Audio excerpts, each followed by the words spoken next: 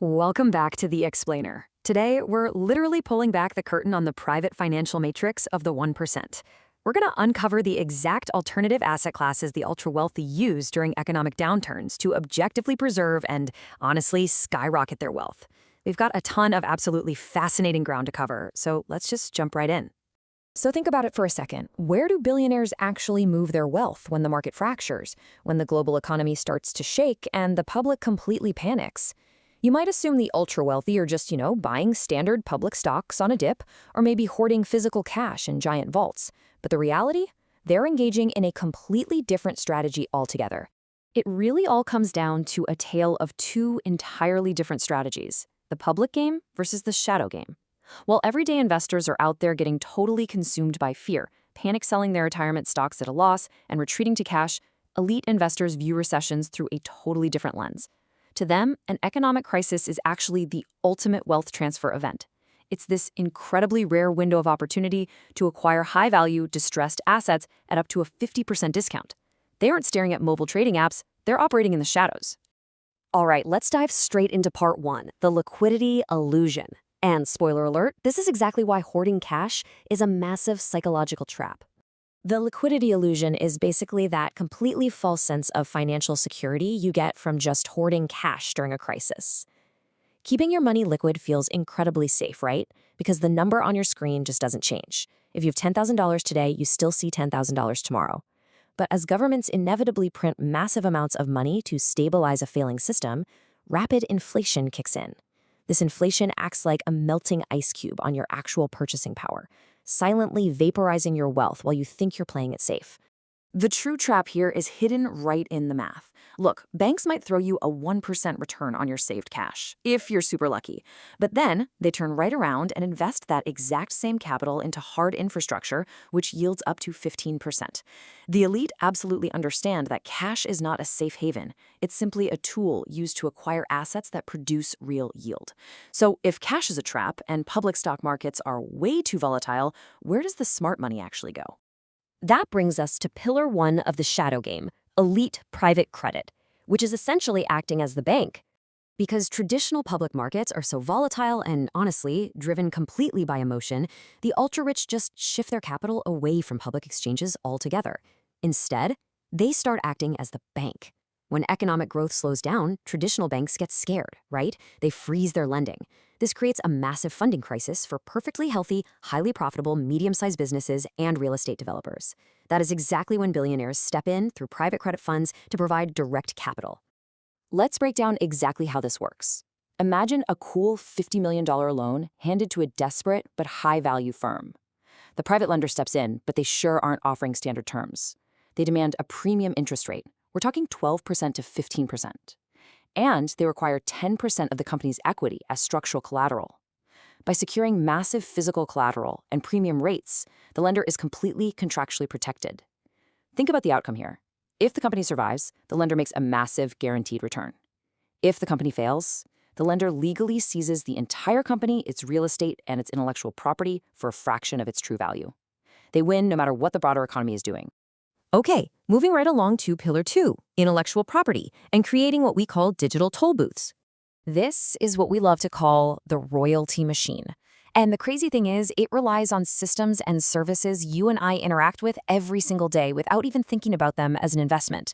Massive private equity firms are quietly acquiring the underlying rights to music catalogs, medical patents, and crucial software-as-a-service source codes. Why? Well, because regardless of how terrible a recession gets, people will not stop listening to music, businesses will definitely keep paying for the software they need to operate, and patients are still going to need medicine. When we stack up public stocks and real estate directly against IP royalties, the differences are absolutely stark. I mean, public stocks have a super high vulnerability to panic, and their yields are incredibly low when dividends get cut. Real estate has medium vulnerability, it's heavily market dependent, and obviously tenants can default during hard times. But check out IP royalties. Their vulnerability to recession is essentially zero because people still consume these baseline assets. These digital toll booths generate inflation-immune, passive micropayments that are completely insulated from market chaos. Literally every time a song is streamed or a software license is renewed, a micropayment is collected. Which leads us to pillar three, farmland and essential infrastructure. or as I like to call it, the absolute monopoly on human survival. Just compare paper and digital wealth on one hand to that monopoly on human survival on the other.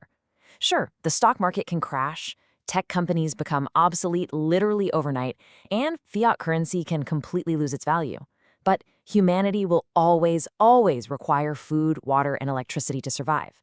When the financial system resets or fractures, the world always, without fail, returns to tangible reality. Essential infrastructure is basically the ultimate zero-failure asset class, and there are a few huge reasons for this. First off, there is a fixed, entirely non-reproducible amount of fertile land on Earth. They just aren't making any more of it. Second, we have a rapidly expanding global population driving continuous demand for the output of that exact land. This perfectly explains why some of the wealthiest individuals and elite sovereign wealth funds are becoming the largest private owners of agricultural land, as well as quietly making strategic acquisitions of water treatment plants and shipping ports. They are securing assets that the world will always have to pay for simply to exist. This isn't about hitting quarterly profits, guys. This is a strategy focused purely on generational dominance. All right, so let's shift gears to the Wealth Brain Blueprint. How do we actually build your financial shield? So the million-dollar question, literally, is how do we take these massive elite mechanisms and extract actionable, scaled-down lessons to build our own financial shield? Look, you don't need a $50 million private credit fund or some massive music catalog to apply these exact concepts. You simply need to follow this three-step blueprint. Step 1 requires a totally fundamental shift in mindset. You've got to seek predictable yields. Seriously, stop trying to hit home runs with speculative stocks or hyper-volatile public tokens during a crisis. Instead, emulate that private credit model by shifting your entire focus to cash flow. Target fractional real estate, stable local businesses, or dividend-producing assets. The whole goal is to acquire assets that pay you a predictable yield today, right now, to cover your living costs regardless of what the market ticker says. Moving to step 2, create your own digital toll booths. In today's digital age, you can build your own intellectual property without needing millions of dollars in capital. You could write an ebook, design a digital course, build a software tool, or even launch a media channel. The pure beauty of these assets is that they cost almost nothing to maintain once they're created, but they generate recurring royalty income that outpaces inflation.